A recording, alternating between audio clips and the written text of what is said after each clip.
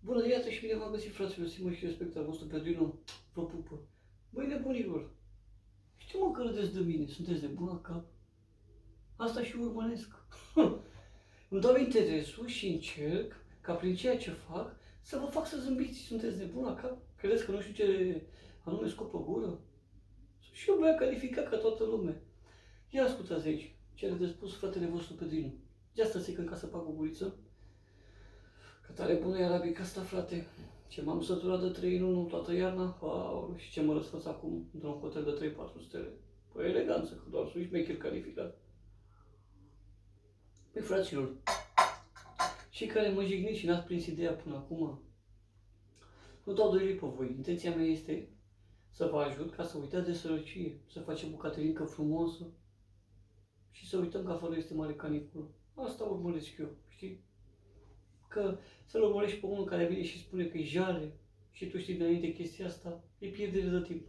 Fiți atenți ce vă spune fratele vostru, că am să fac o poveste șmecheră din orice punct de vedere, fără doar și poate. Că tot vine vara, aveam și eu așa chef să plec la mare. Băi, aveam o dorință de aia arzătoare, vă jur, și mă gândeam de mai de Lomența. Ai văzut cum cobor dintre la Costinești? Ce bucăți și toate îmbrăcate gros, doar bichin pe ele. Mai vine pe o nebună de aia. Scuze, știi cum unde e gara? Cum am fost, bineînțeles, eu întrebat într-o seară, pe la 3 noaptea, că nu cred că circula nici măcar o căruță, dar trenul. Băi, aveam dorința asta să plec la mare și îmi doream din toată inima. Problema era că aveam foarte mulți bani. Aveam 2 milioane jumate și vreau ca să stau o săptămână. Băi, o săptămână. Am fluierat de 2 ori la mama. Ea cum era o puștoică de asta plină de energie, 65 de ani în viu. Din fundul curții și până la mine i-a luat nici mai mult, nici mai puțin decât 2 secunde. Da, băiatul meu. Care este oful inimii tale? Zic, mamă, just a second, că vreau să plec și eu la mare și nu mai am niciun ban. Mă poți finanța? Bă, zice, n-am niciun ban în buzunar, hai să văd dacă are tactul ceva. Dacă nu s-a grăbit să iasă pe ușă dimineața, înainte că eu să mă trezesc, să-și iau o bastârcă, o vodcă și un pachet de țigări, poate are ceva, iau de la asta, îți dau ție, ca să te duci în drumul tău la mare, să te răsfești și tu un pic. Zic, bine, să duci, îl caută pe tata, 8-9 dimineața, eleganță, omul deja era băut, nu se apuca ca să bea, era băut deja. Vine și îmi spune, bă, aveam o problemă, tactul era a 2 sticlă. Zic, hai lasă-mă, mă, că gândesc pozitiv și pe când drumul meu. Eu i-am zis lui mama că am mai puțin, că aveam tirat și în altă parte niște bănișori, de-aia am zis, ca să văd ce reacție are. Mă gândeam, bă, am eu 2 jumate, mai vine și ea cu 5, mă duc și eu la mare liniștit. Zic, hai, lasă că e bine. M-am enervat și zic, mamă, dacă n-ai, lasă că mă duc și văd ce fac. Păi, fraților, am luat și ceea ce mai aveam pitit. Vreo încă câteva milioane, cred că până în 5. Aveam totalul la sub 10 milioane. Zic, băi, hai mă să mă duc la Afi Palace. Hai să mă duc la Afi Palace. Acolo sus la Max. Și să dau frumos în șeptări. Poate șeptarii mă ajută ca să ajung la mare mai repede. Și cu mai mulți bani în buzunar. Zici și făcut, frate. Bă, zici și făcut, mă. Parcă a intrat la cu mine și m-a trimis acolo. M-am suit în tramvai că taxiuri nu mergeau, alea nu mergeau pe apă, mergeau pe bani și eu nu aveam timp să-i deranjez. Am ajuns în Afi Palace, zanc, am urcat sus și dă-i în șeptare. Am băgat 500, 1 milion, poc. Am rămas în 2 milioane jumate banii pe care eu îi aveam în buzunarul stâng, care nu aveam de gând să-i ating. Tot ce aveam în dreapta, ăia 5, i-am pierdut. Zic, hai că e bine. Am zis că vin să-i mulțesc ca să plec și eu ca băieții la mare forță cu ceva în buzunar și plec mai leșinat ca toată lumea. Zic, am făcut o rară și de asta.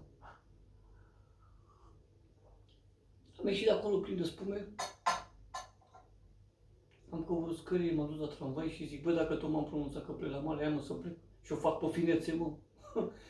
Frica mea era că mă întorc acasă și mă ia mama și am bășcălie. Ce faci, mă, mânzule? N-ai mai plecat la mare?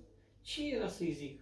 Îți dai seama că știa că mai dau din când în când în ele, dar ca orice mamă, te vede supărat, că ea te simte. Mă, ea te simte o mamă și tace dincolo care are bun simț și atunci când, își iubește copilul, se face și ea că nu vede. Zic, haide mă că mă fac de râs, mă fac de râs grav. Bă, grav, rău de tot și îmi dă și peste bot. Îmi dă vreo replică de aia de mă simt un nimeni. Așa te simți. Când mergi la aparate, pierzi ultimul bani din casă sau banii cu care tu trebuia să pleci la drum, nu-i mai ai, ce poți să-i spui lui ta? Eu mă gândeam, zic, doamne, îi zic, m-am suit în tramvaiul 11, m-a făcut lumea la buzunare, n-am fost atent și asta este, i-am pierdut, dă-i pe pustiu. Zic, da, dar nu e bine că mă simțeam vinovat și eu sunt un tip corect. Adică îmi place să mint, dar nu zi târzi. Sâmbătă și duminică de fel, stau liniștit. Ajung acasă și zic lui mama, hai că plec la mare. Mama s-a uitat așa la mine și râdea. Pupăia-și mâinile și picioarele ei, dacă nu, râdea și parcă simțea. Parcă simțea, parcă pe buze îi stătea ca să-mi spună, cu ce pleci, orfanule? Cu ce pleci? Că te-a rupt afipoara scotrăcini. Zic, plec la mare. Dar eu când vorbeam cu ea, nu mai mă uitam în ochii, evitam total contactul ăsta face-to-face. Eram cu ochii așa mai mult în pământ și eventual mai sărea ochii pe farfurie. Vedeam o felie cu patul bine întinsă, zic, nu mai mă uit la ea că să-mi țeapă asta și să vezi ce-mi face. Că asta înseamnă atunci când ai respect pentru familia ta. Și nu contează că ești bogat sau amărât. Nu contează. Respectul e de aici. Respectul e de aici. Zic, mamă, plec la mare. Mi-am pus mâna pe bagaj, m-am luat în brațe, a început să plângă de zici că plecam în legiunea străină. Să te întorci cu bine, băiatul meu. Zic, stai, mamă, liniștit. Că fratele poate și nu ia niciun fel de Viagra. Bazează-te pe fitul că dacă nu veni aici la ușa ta, dacă nu fi stol de rândurici. Bine, băiatul meu, hai du-te, să-ți dau niște zacuscă la tine. Zic, mamă, nu e nevoie, că e vară și dacă tot mă duc pe plajă și stau foarte mult, n-are rost că să strică. Dacă ai să-mi pui ceva la pachet, pune-mi și mie o oală cu ciorbă, să plec pe finețe. M-am dus la mare, mânca și pula vasă. M-am suit în tren, fugi la Basarab, așteaptă trenul, am stat pe peron, m-am uitat stânga-dreapta, zic, mamă, câtă lume, toată lumea veselie, table, ghiozdănele pline, bucăți, dacă vezi hal de bucăți, mamă. Și cele mai multe alea care erau combinate către mine, zic, aoleu, pii satanul, ce aveți să faci intrați dracu voi în gâtul meu? Nu vedeți că aveți fătălăul lângă voi? Parcă toate intrase așa într-o transă. Toate erau în transă așa, se uitau pe mine, zâmbeau, știi? Eu forță, mă! 2,5 milioane în buzunar și nu știam cum să fac să merg cu nașul, nici măcar nu mă gândeam să plătesc bilet întreg. Baza pe mine, îți dai seama. Dar nu contează asta, când îți ai șucar, îți lași loc de bună ziua, pe unde treci și te faci văzut când ești băiat valabil. Mă gândeam, aveam două variante, zic, bă, să merg cu personalul, hai că cu ăsta merg, altă variantă n-am, săgeata ce o să iau? Săgeata eram eu, luam săgeată cu săgeată, nu merge. Zic, haide mă să plec. M-am suit în personal, plin, eram full. Mă gândeam, bă, să stau în wc până acolo, zic, vine mă careva, poate tăria în el, vreau la wc, eu mă oferesc de controlor, zic, haide mă să merg cu tupeu, să merg pe stilul meu, pe stilul ca la geame, ce să mai mă oferesc. Și zic, plătesc biletul, rămân și eu cu 2 milioane, mai au ceva de rămțăi de pângară după aici, un croissant și merg într-un. M-am suit în tren, muzică, nebunie, atmosferă de aia șmecheră, toată lumea, pe veselie, mă. Bă, dacă vezi pe veselie, de aia nebună, mă.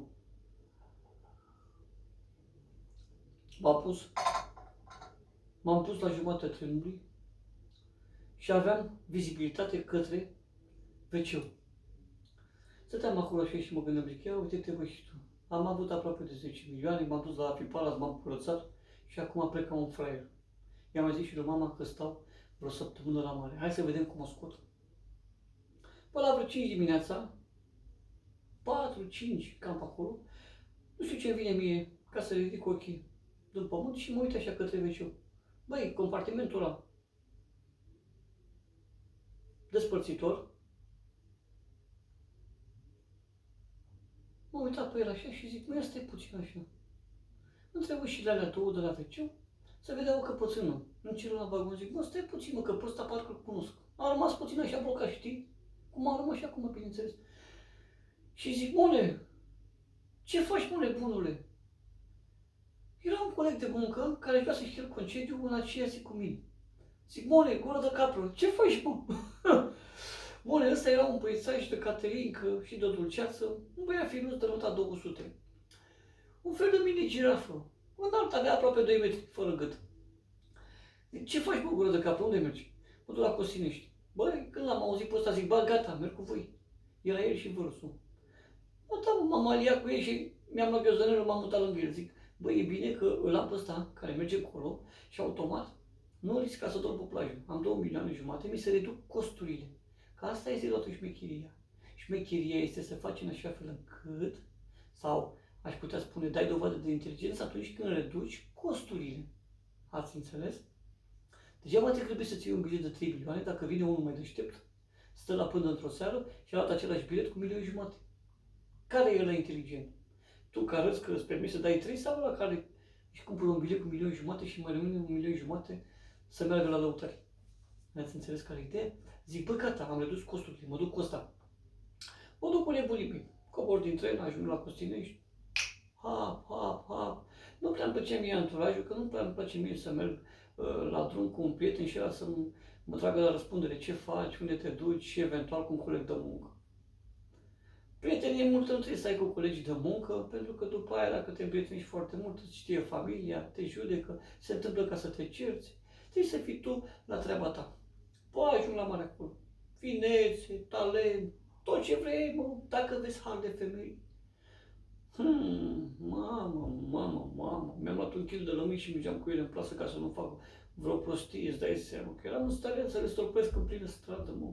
Dacă mergeam la treaba mea și mă distram pe plajă, pe muzică house, fără pastile, nu pastila tată, eu luam stare de ecstasy pe nebunia mea din cap, mă. Bă, pe nebunia mea, dacă se oprea lumea pe stradă și îmi spunea, vreau să beau cu tine, moșule. Băi, oameni care nu mă știau, vreau să stau la șpriț cu tine. Și o dădeam pe băutură, mă. Băi, pe băutură, mă. O dădeam în tubă, băgam câte 7, 8, 10 pastruși de alea, după aia mă duceam, stingeam cu 2-3 covrici. Le combinam și eu, că dacă n-aveam bani, zic, bă, să le zic cât să poate de mult. Mă duceam la împinge tava, mâncam cu ăștia ai mei, după aia mai luam și eu un covrigel, o cola, pac, mă întâlneam cu tine, mă cunoșteai. Pedrino, s-o cherezi, mă, geamă de boc. Vino încoace, hai să bei cu fratele tău. Bă, zic, mi-e rușine ca să spun că nu ajunge o bere. Ia și tu 2-3 bastruci. Și mă opream pe drum, fraților. Vă jur, mă, că din 10 în 10 metri, dacă nu mă oprea lumea, haide, bă, să merg să ne simțim bine. Ce a fost acolo, nebunie. Nu m-am simțit în viața mea atât de bine, cu un buget atât de mic. Băi, paște, m-am dus pe plajă, la o petrecere de asta nebună, de pastilați. Toată noaptea am stat acolo și am fluierat. Băi, am fluierat non-stop. Aveam gura pungă, mă. Băi, băgam forță pe haos. Am plecat acolo la 8 dimineața, știi cum? Curentat, dar cu chef. Cu chef de distracție maximă. M-am dus, am dormit 2 ore și după aia am plecat pe plajă. A doua zi m-am dus la Lăutari. Acolo nebunie. Pentru băieții de la București, pentru băieții din Craiova, dai dedicație, pentru Brăila, pentru X, pentru Y. Bă, dacă nu cântam, și am să fac o poveste nebună, rău de tot, să vă spun ce am făcut acolo la Lăutari. Dacă nu vă târâți pe jos de râs, băi, vă târâți pe jos de râs. M-am dus către casă, după ce am ieșit de la Lăutari și mă oprește o nevinovată și îmi spune, auzi, băiatul, scuză-mă că te deranjez, știi cum am unde casa mea? O mânca vreo miruța, îți dai seama. Doamne, ce gânduri avea ridichea ei. Dai seama, mă, băută, femeia, poate și drogată, mă nimerise pe mine. Îți dai seama ce gând și nimerise, eu cu tente de pastor, unde duci copila mea, răzăcită. Zice, caut casa, știi cumva unde e casa mea? Păi cum să mă întreb pe mine așa ceva? Că dacă eram un vagabond, o luam, o înfiletam ca pe purceluși și a doua zi știi cum mergea? Crăcănată, mă, dacă nu mergea și spunea ceva de genul. Ulu, mă, ce mi-a dat-o fraierul, de m-a cocoșat. Băi, Am reușit ca să stau cu panoramele astea, într-un fel, 3 zile, mă. Băi, 3 zile, nu am stat 5 când mi-am dorit. Am stat 3 zile la mare acolo, vă dau cuvântul de onoare că m-am distrat la maxim, am băut ca un porc și am reușit ca să nu deranjez pe nimeni. Băi, pe nimeni, mă! Dacă vezi hal de distracție, și asta vreau să fac acum, când mă întorc în țară, să dau un costineș sau o mamaia, băi, când spun că m-am distrat, am făcut-o la mare hal, mă dau cuvântul de onoare, era o vară de asta nebună, toată plaja plină, mai dădeam câte un porum de asta nebun, îl stropeam așa cu sare, știi cum mergeam? Seara când ieșeam pe faleză, fă-mi și mie, te rog frumos, un porum de ăsta așa copt, mamă cum mergea! Ordeam pe plajă non-stop, am adormit pe plajă și când m-am trezit, băi, când m-am trezit după 6 ore, știi cum era, mă? Băi, fiert! Băi, fiert! Am stat pe plajă în dușmănie. Puteai să juri că nu mai mă vinde cu nicio cremă atunci când mă vedeai. Nu mai purtam tricou și când dădeam drumul la robinet, curgea apa, mi-era frică că curentul îmi rupe pielea de pe mine, roșu, rac. Mi-am luat un kil de iaurt și m-am dat pe mine. M-am dat pe mine, mă, dușmănie, mă. Mă duceam pe acolo, pe la periferie, ieșeam afară din Costinești și pe la periferie, pe acolo, mai luam câte un kil de lapte în hap, îl beam până pe plajă. Uneori uitam de el, îl aveam în paporniță și îl puneam așa la cap sub prosop. Făceam baie 2-3 ori și când veneam ca să iau și o guriță de el, energizant, lapte de capră. Ce să mai e lapte de capră, că laptele meu de capră devenise brânză de oaie, îl dai seama. Îl ții în 40 de grade acolo. Am stat cu ăștia, m-am distrat, toate bune și frumoase. Am reușit ca să mă întorc acasă, dar în ultima zi am ținut tot mai pocovit și cola. Am ținut tot mai pocovit și cola și aveam dușmănie pe câte un om când îl vedeam că mușcă din câte o șaurma de aia cu de toate. Gen ca la Dristor la noi, la Socului. Vă mai zic o poveste, fraților, mai bagă fratele vostru o cafeluță, vă spun din suflet, vă doresc tot binele din lume, fără niciun fel de ștom. Și mă bucur enorm de mult că pot discuta cu voi deschis, îmi dau interesul și încerc, prin felul meu de a fi, să vă fac să zâmbiți. Vă mulțumesc din suflet, o spun din suflet, vă mulțumesc pentru toată atenția acordată. Cel care dorește și vrea, mă poate ajuta cu un like, share, subscribe și dacă se poate, să postați și voi acest mic clip pe paginile voastre de Facebook. Încă o dată, o zi bună și să avem pace și liniște în suflet. Vă pup al vostru Pedrino.